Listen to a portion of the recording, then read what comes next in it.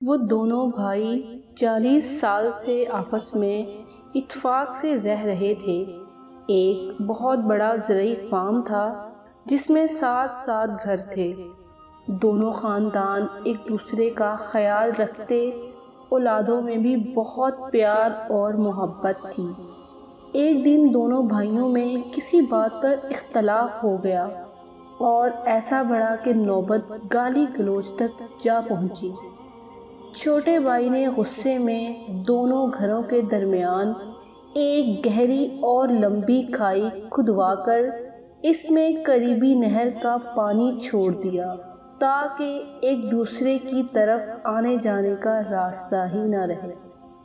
اگلے روز بڑے بھائی نے ایک ترخان کو اپنے گھر بلایا اور کہا کہ وہ سامنے والا فارم ہاؤس میرے بھائی کا ہے جس سے آج کل میرا جھگڑا چل رہا ہے۔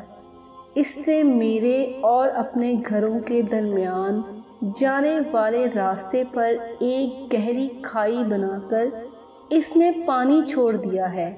میں چاہتا ہوں کہ میرے اور اس کے فارم ہاؤس کے درمیان تم 8 فٹ اونچی باڑ لگاؤ تاکہ نہ میں اس کی شکل دیکھوں اور نہ ہی اس کا گھر میری نظروں کے سامنے آئے، اور یہ کام جلد از جلد مکمل کر کے دو، جس کی میں تمہیں منہ مانگی اجرت دوں گا۔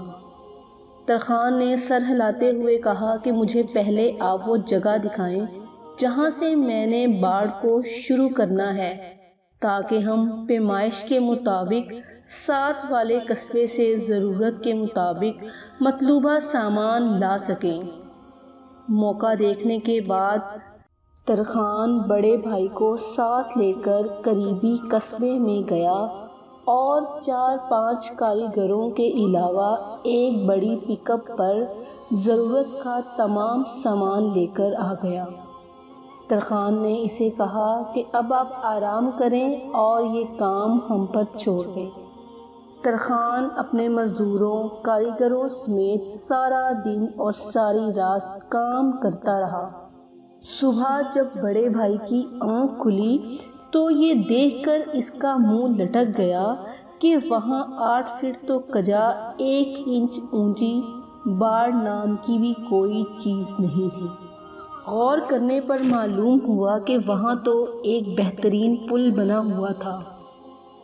ترخان کی اس حرکت پر حیران ہوتا ہوا وہ جو ہی اس پل کے قریب پہنچا تو دیکھا کہ پل کی دوسری طرف کھڑا ہوا اس کا چھوٹا بھائی اس کی طرف دیکھ رہا تھا۔ چند لمحے وہ خاموشی سے کھڑے، کبھی کھائی اور کبھی اس پر بنے ہوئے پل کو دیکھتے رہے۔ چھوٹے کی آنکھوں میں آنسو آ گئے کہ میں نے باپ جیسے بڑے بھائی کا دل دکھایا ہے، مگر اس کے باوجود وہ مجھ سے تعلق نہیں توڑنا چاہتا۔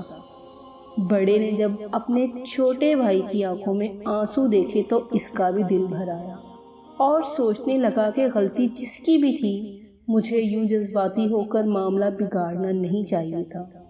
وہ دونوں اپنے اپنے دل میں شرمندہ، آنکھوں میں آنسو لیے ایک دوسرے سے بغل گیر ہو گئے۔ ان کی دیکھا دیکھی دونوں بھائیوں کے بیوی بچے بھی اپنے گھروں سے نکل کر بھاگتے اور شور مچاتے ہوئے پل پر اکٹھے ہو گئے۔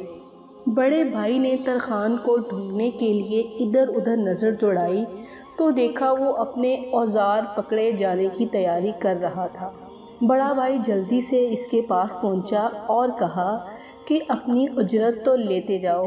ترخان نے کہا، اس پل کو بنانے کی اجرت آپ سے نہیں لوں گا، بلکہ اس سے لوں گا جس کا وعدہ ہے۔ جو شخص اللہ کی رضا حاصل کرنے کے لیے لوگوں میں صلح کروائے گا، اللہ جلد ہی اسے عظیم اجر سے نوازے گا۔ یہ کہہ کر ترخان نے اللہ حافظ کہا اور چل دیا۔ دوستو، اگر آپ کو آج کی کہانی پسند آئی ہو تو اس کو لائک ضرور کیجیے گا، اور اگر آپ نے ابھی تک میرے چینل کو سبسکرائب نہیں کیا ہے تو میرے چینل کو سبسکرائب کیجیے اور ساتھ میں بیل آئیکن بٹن کو ضرور پریس کیجیے تاکہ ہر نئی آنے والی کہانی جو ہے وہ آپ تک پہنچ سکے۔ پھر کسی نئی کہانی میں ملتے ہیں، تب تک کے لیے اللہ حافظ، اپنا بہت سارا خیال رکھیے گا اور مجھے دعاؤں میں یاد رکھیے گا۔